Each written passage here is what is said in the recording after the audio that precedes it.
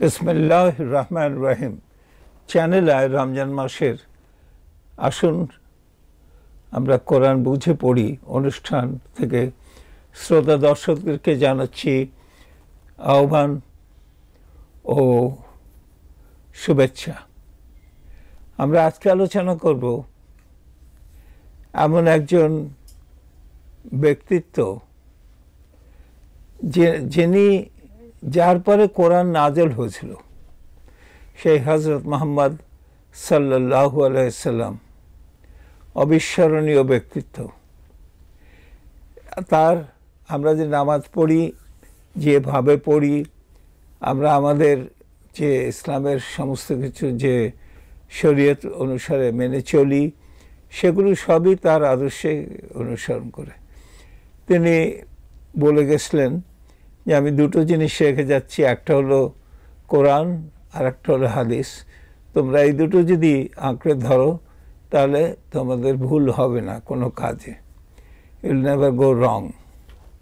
তো আমরা এই নবীকে আমরা তো এমনি অন্য জায়গায় পড়েছি যে কোরআনে লেখা আছে না লা নুফাররিকু বাইনা আহাদিম মির রাসূলি, রসুলে ফারাক করো না, সেটা আছে কোরআনে। কিন্তু এই কোরআনে আল্লাহ তাআলা রাসূলকে কিভাবে আখ্যায়িত করেছেন সেইটা আমরা প্রথম বলতে চাই। প্রথমেই এই সূরা আহজাবের 21 নম্বর আয়াত আমি পড়ছি। বিসমিল্লাহির রহমানির রহিম।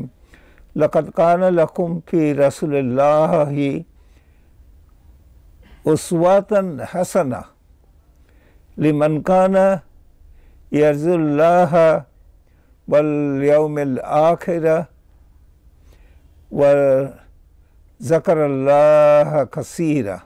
এর মানেটা যদি আমরা এভাবে করি, লাকাদ কানা লাকুম, তোমাদের মধ্যে, কানা লাকুম ফি রাসূলিল্লাহি, যারা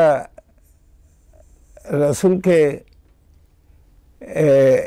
এবং ওখানে বলে আছে উসওয়াতুন হাসানা, ফি রাসূলিল্লাহি উসওয়াতুন হাসানা, রাসূলের মধ্যে উসওয়াতুন হাসানা আছে, অর্থাৎ সর্বোত্তম উত্তম আদর্শ আছে। আর বলা আছে লিমান কানা ইয়ারজুল্লাহ ওয়া ইয়াউমিল আখিরা, যারা আল্লাহ এবং আখিরাতকে ভয় করে, ওয়া যাকারাল্লাহু কাসীরা, তাদের জন্যে রাসূলুল্লাহর মধ্যে রয়েছে উত্তম আদর্শ। অর্থাৎ মোট কথা, যারা আল্লাহ এবং আখিরাতকে ভয় করে, আল্লাহকে অধিক মাত্র স্মরণ করে, তাদের জন্যে রাসূলুল্লাহর মধ্যে রয়েছে উত্তম আদর্শ। তাহলে এই উত্তম আদর্শ তো আমরা খুঁজি। আমরা যখন একটা বাচ্চাদেরকে আমরা ট্রেনিং দিই বা হিউম্যান ট্রেনিং দিই, তখন তো আমরা খুঁজি যে একটা রোল মডেল ফর ম্যানকাইন্ড। কোরআনে কিন্তু এই ভার্সটার মধ্যে রোল মডেল ফর ম্যানকাইন্ড বলা হয়েছে। যে এখন রোল মডেল কেন বলা হয়েছে?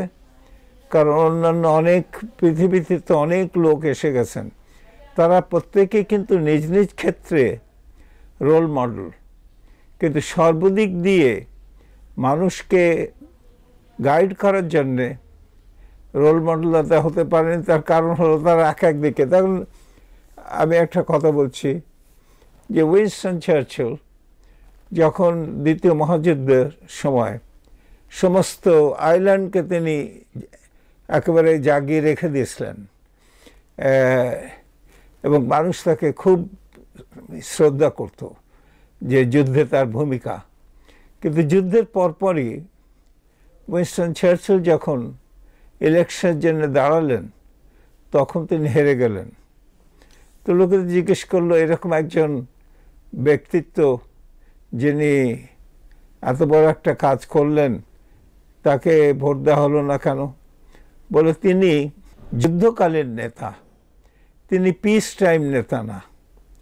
তো আমরা যদি দেখি যে আল্লাহ তাআলা কেন তাকে এটা এইভাবে বলছেন, সেটা হলো রাসূলুল্লাহ সাল্লাল্লাহু আলাইহি সাল্লাম সর্বদিক যদি দেখি, তার ফ্যামিলি লেভেল থেকে শুরু করে, তারপরে তার ধর্মপ্রচার থেকে শুরু করে, তার যুদ্ধকালীন সময় তার ভূমিকা দেখে এবং বিদেশিদের সঙ্গে তার আচরণ দেখে, সমস্ত দিক দেখে, বাচ্চাদের সঙ্গে তার আচরণ, বড়দের সঙ্গে আচরণ, শত্রুদের সাথে তার আচরণ, সমস্ত কিছু দেখে এটা বোঝা যায় যে তিনি সত্যি একজন রোল মডেল। এবং আল্লাহ তাআলা তাকে আর এক জায়গায় এই আখ্যায়িত করেছেন অন্যভাবে, সেটা বলছেন আল্লাহ তাআলা তাকে ব্লেস করছেন, ইন্নাল্লাহা, নিশ্চয়ই আল্লাহ, ওয়া মালায়েকাতু, এবং ফেরেশতাগণ, ইউসাল্লুনা আলান নবী, নবীর প্রতি অনুগ্রহ প্রার্থনা করেন। ইয়া আইয়ুহাল্লাযিনা আমানু, হে মুমিনগণ, সাল্লু আলাইহি ওয়া সাল্লিমু তাসলিমা, তোমরাও নবীর জন্যে অনুগ্রহ প্রার্থনা করো এবং তাকে যথাযথভাবে সালাম দাও। এটা আমরা সাধারণত মিলাদের সময় পড়ি, অন্য সময় পড়ি। তো এই যে দুটো জায়গায় বলা হলো যে কথাগুলো, সেই কথাগুলোতে বোঝা যায় যে তিনি একজন সত্যিকারের রোল মডেল। এখন প্রশ্ন হচ্ছে, এই রোল মডেল যদি আমরা মুখে বলি তাতে তো লাভ নেই।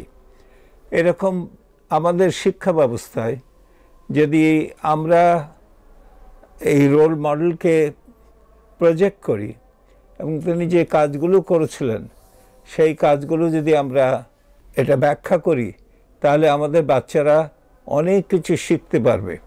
সুতরাং এই তার কাছ থেকে আমাদের এই শিক্ষণীয় বিষয়, লেখাপড়ার বিষয়ের মধ্যেই তার আদর্শকে আমাদের ধরে রাখা উচিত।